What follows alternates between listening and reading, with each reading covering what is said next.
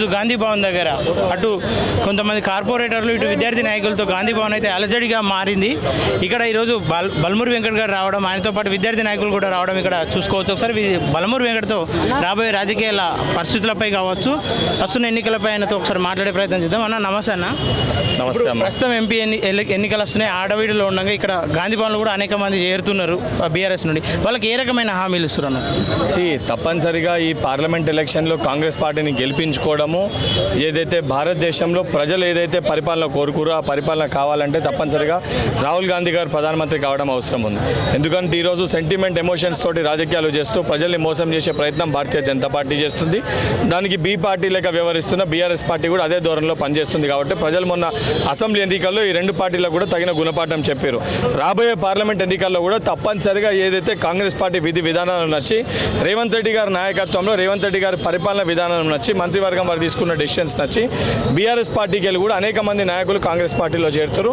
తప్పనిసరిగా చేరిన ప్రతి ఒక్కరికి పూర్వంలో కాంగ్రెస్ పార్టీ కోసం కష్టకాలంలో పనిచేసిన వ్యక్తులకి మొదటి ప్రాధాన్యత ఇస్తూ, ఏదైతే ఇప్పుడు చేరిన వారికి కూడా సముచిత స్థానం కల్పిస్తూ తప్పనిసరిగా రాబోయే పార్లమెంట్ ఎన్నికల్లో 17 పార్లమెంట్లో 16 పార్లమెంట్లు తప్పనిసరిగా కాంగ్రెస్ పార్టీ విజయ ఢంకా మోగిస్తుంది. కేంద్రంలో ఢిల్లీలో రాహుల్ గాంధీ గారిని ప్రధానమంత్రి చేస్తాం. ఓకేనా. తెలంగాణలో కాంగ్రెస్ బలోపేతం కావడానికి విద్యార్థి నాయకులు ఎంతో కృషి చేసిన సంగతి తెలిసిందే. విద్యా సంస్థలపైన గత అసెంబ్లీ ఎన్నికల్లో మాట్లాడలేదు, అసెంబ్లీలో చర్చ జరగలేదు అని చెప్పేసి అంటారు. దానిపైన మీరు ఎప్పుడైనా చర్చించరానా? విద్యా వ్యవస్థ పైన, విద్యా వ్యవస్థలో ఉన్న తప్పిదాలు కానీ, తప్పులు కానీ, బాధలు కానీ అనుభవించిన వాళ్ళము, చూసిన వాళ్ళము, వాటిపైన పోరాటం చేసిన వాళ్ళము. మాకంటే బాగా విద్యా వ్యవస్థను ఏ రకంగా ప్రక్షాళన చేయాలో ఎవరికి తెలియదు. ఎందుకంటే గత 9 సంవత్సరాలుగా విద్యార్థుల కోసం అనేక పోరాటాలు చేసి ఇబ్బంది పడ్డ ఆర్గనైజేషన్ ఏంటంటే ఎన్ఎస్వై, దానిలో ముందు వరుసలో నేను పోరాటం చేసినాను. ఈరోజు దానికి గుర్తింపే నాకు శాసన మండలిలో అవకాశం కల్పించారు. తప్పనిసరిగా ఈ యొక్క అకాడమిక్ ఇయర్లో ఏదైతే మేము చేసిన మండల వారీగా మోడల్ స్కూల్ కానీ, నూతనంగా ప్రభుత్వ యూనివర్సిటీలు కానీ, ఫీజు రియంబర్స్మెంట్ కానీ, స్కాలర్షిప్ కానీ, విద్యార్థులు ఏ రకంగా అయితే విద్య ఉండాలనుకుర్రో ఉచితమైన నాణ్యమైన విద్య ఈ యొక్క రేవంత్ సర్కార్ అందించబోతుంది. ఏ ఒక్క విద్యార్థులు కూడా ఆందోళన చెందుతలేరు.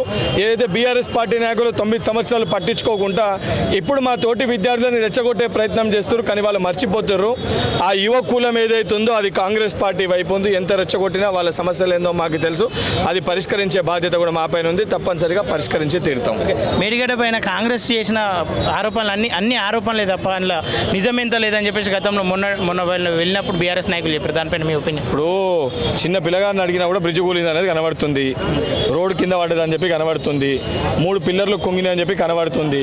అంత స్పష్టంగా కనబడుతున్నప్పుడు తప్పిదాలు ఏమీ లేవు, తప్పులే జరగలేదని చెప్పని సత్యపుస్తల లెక్క ఏదైతే ఈరోజు బీఆర్ఎస్ పార్టీ నాయకులు కానీ అంత సంబంధించిన వర్కింగ్ ప్రెసిడెంట్ గారు మాట్లాడితే మరి బహుశా వారికి అవగాహన లేక, లేదు అది ప్రజల డబ్బు అంటే వాళ్ళ డబ్బు అని చెప్పి వాళ్ళు భావించి వాళ్ళ ఇంట్లోకి వెళ్ళి సొమ్ము ఖర్చు పెట్టినామని చెప్పి వాళ్ళు భావిస్తే ఆ రకంగా మాట్లాడితే దాన్ని యాక్సెప్ట్ చేయొచ్చు. కానీ యావత్ తెలంగాణ సమాజం గమనించింది, ప్రకృతి కూడా వారికి సహకరించలేదు కాబట్టి ఎలక్షన్ సమయంలో అది కుప్పకూలడం జరిగింది. అంటే ఆ రకంగా కుంగడం జరిగింది. తప్పనిసరిగా ఏదైతే వాళ్ళు చేసిన తప్పిదాలు, వాళ్ళు చేసిన అవినీతి అన్నిటిని కూడా బయట పెడతాము. పందికొక్కులు లెక్క వాళ్ళు దోసుకున్న ప్రతి సొమ్మును కూడా బయటికి తీసుకొని వచ్చి తెలంగాణ అభివృద్ధి కోసము ఈ యొక్క కాంగ్రెస్ ప్రభుత్వం కృషి చేస్తుంది. ఓకేనా. తెలంగాణలో మీకు ఎట్లాగో న్యాయం జరిగింది, అట్లాంటి నాయకులు ఎంతోమంది ఇంకా నిరుత్సాహంగా ఉన్నారు, వాళ్ళకి ఎలాంటి న్యాయం చేస్తామని చెప్పి ఒక కుర్చీ ఉన్నప్పుడు ఒక కుర్చీలో ఒకరిని కూర్చోబెట్టవచ్చు.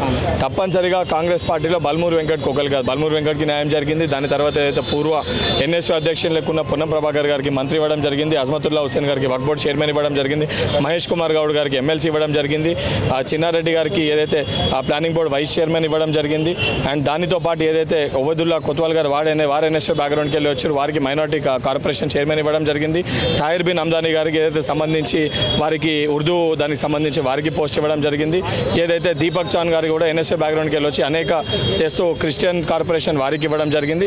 తప్పనిసరిగా రోజు కొంతమందికి కాంగ్రెస్ పార్టీ కోసం నికార్సుగా ఏదైతే కష్టకాలంలో కృషి చేసిన ప్రతి ఒక్క కార్యకర్త కూడా రేవంత్ సర్కార్, రేవంత్ రెడ్డి వారి మంత్రివర్గం అందరూ కూడా ఏకాభిప్రాయానికి వచ్చి కష్టపడ్డోళ్ళకే పదవులు అనేవి ఇప్పుడు చూసుకుంటే కష్టపడ్డోళ్ళకి ఏ పొలిటికల్ బ్యాక్గ్రౌండ్ లేకపోయినా వాళ్ళకి పదవులు అందించడం జరిగింది.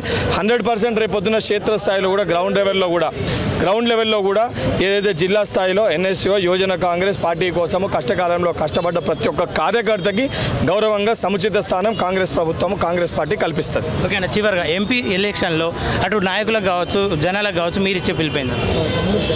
ఇది ప్రజాప్రభుత్వంలో మొదటి అడుగు మీరు ఎక్కిచ్చారు. ఎక్కించి ఈరోజు పరిపాలన ఏ విధంగా ఉందో ప్రజలు గమనిస్తారు. రేపు పొద్దున ఇంకా మెరుగైన పరిపాలన కావాలంటే కేంద్రంలో ఏదైతే ఆ మతాన్ని అడ్డం పెట్టుకొని మన సెంటిమెంట్ ఎమోషన్స్తో రాజకీయాలు చేస్తూ రాజకీయ లబ్ధి పొందే బీజేపీ పార్టీ కూడా గుణపాఠం చెప్పాల్సిన అవసరం తెలంగాణ ప్రజలు కంకణబద్దులై నిర్ణయం తీసుకోవాలి. ఎందుకంటే రాష్ట్రంలో కేంద్రంలో కాంగ్రెస్ పార్టీ ఉంటే మనం ఊహించిన దానికంటే ఇంకెక్కువ సంక్షేమ పనులు చేసుకోవడానికి మనకు అవకాశం ఉంటుంది. ఓకేనా, థ్యాంక్ యూ.